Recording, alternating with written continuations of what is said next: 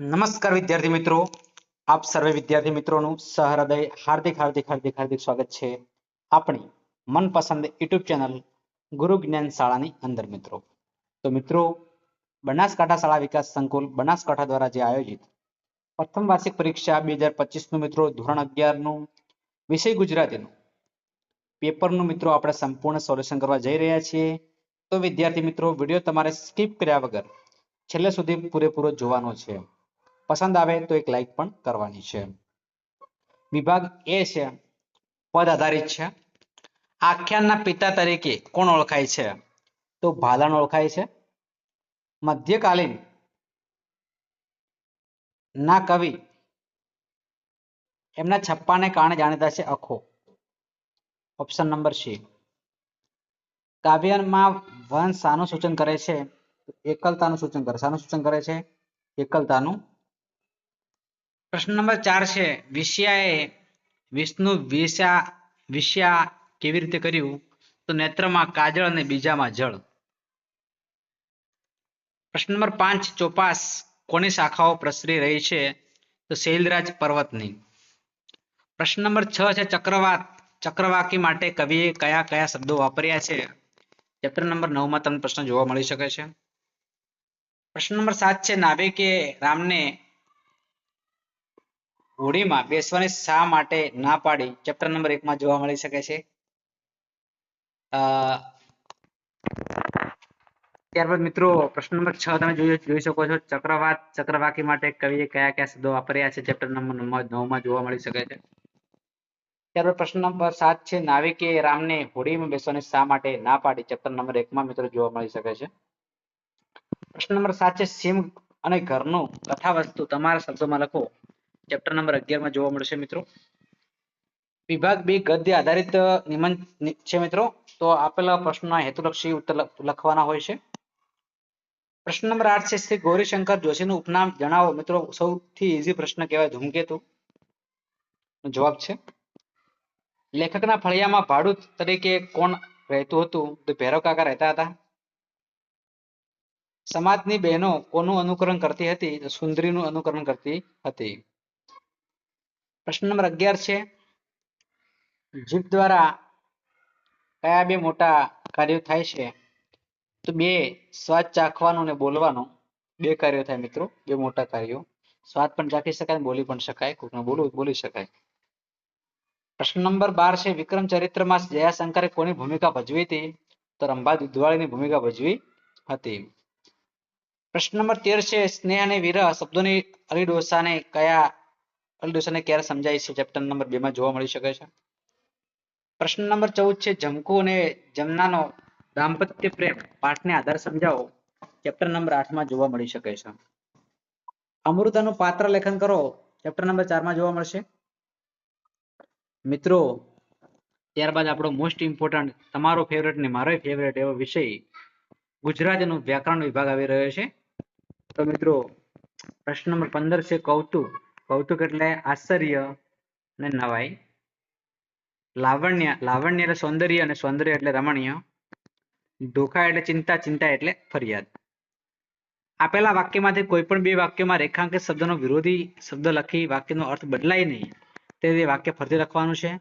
સાક્ષરતા ઉચ્ચ કહેવાની નિશાની છે. સાક્ષરતા એટલે નિરક્ષરતા ઉચ્ચ કહેવાની નિશાની નથી. નદીમાં નિર્મળ જળ પીવા લાયક હોય છે. નદીમાં મલિન જળ પીવા લાયક હોતા નથી. પારકી હંમેશા નિષ્ઠુર હોય છે. તો પારકી હંમેશા દયાળુ હોતા નથી. પ્રશ્ન નંબર 21 પાણીમાં ગાળેલું અફીણ કસુંબા પાણી. પ્રશ્ન નંબર 22 વર્ષભરના નફાખોટના હિસાબનું તારણ સરવૈયું. પ્રશ્ન નંબર 23 છે નસીબનું બંધન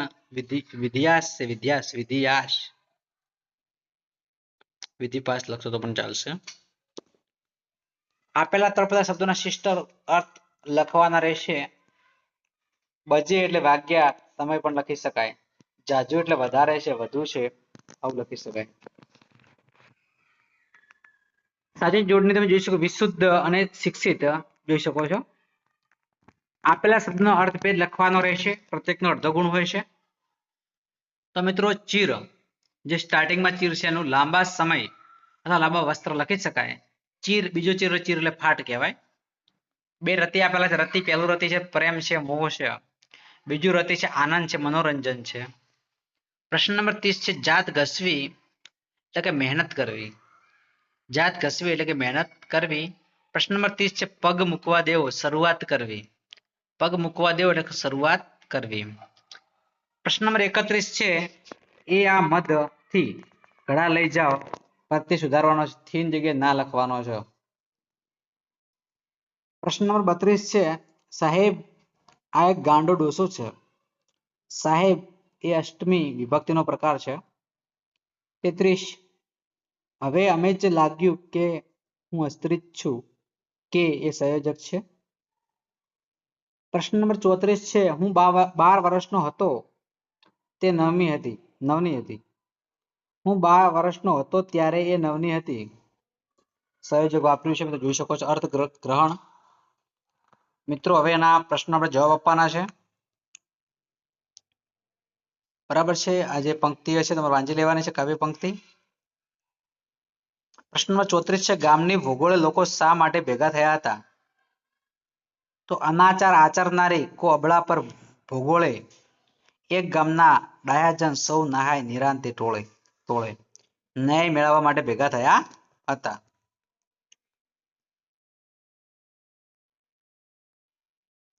ઓલિયાએ ટોળાને ઉદ્દેશથી શું કહ્યું હતું?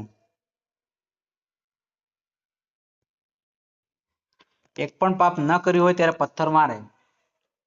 બધા સજ્જનોના એકાએક આલોક થઈ ગયા. એવામાં પણ ઈ જ આવશે મિત્રો, એક પણ પાપ ન કર્યું હોય તે જ પથ્થર મારે. કાવ્યનો યોગ્ય શીર્ષક આપો. સારી દુનિયા પથ્થર થરથર ધ્રુજે.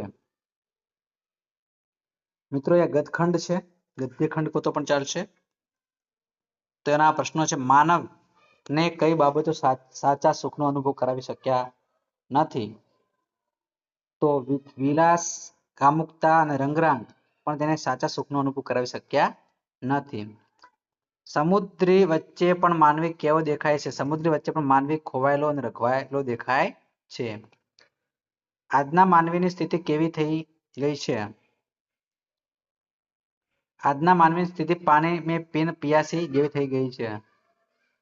ગદખંડને યોગ્ય શીર્ષક આપો. માનવીની યાત્રા અને વિકાસ યાત્રા. મિત્રો તમારે અહીંયા વિરામચિહ્નો જે બે વાક્યો આપ્યા છે એમાં યોગ્ય વિરામચિહ્નો મૂકીને લખવાના છે. તો સુમનલાલ પણ વખારે આવીને તાલ જુએ જ ને બાઈને કહે છે તમારે કયું બરાબર ઉઠાવે છે હો?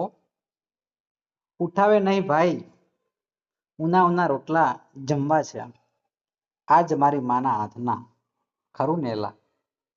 તો મિત્રો અહીંયા યોગ્ય વિરામચિહ્નો મૂક્યા, તમારે જોઈ લેવા.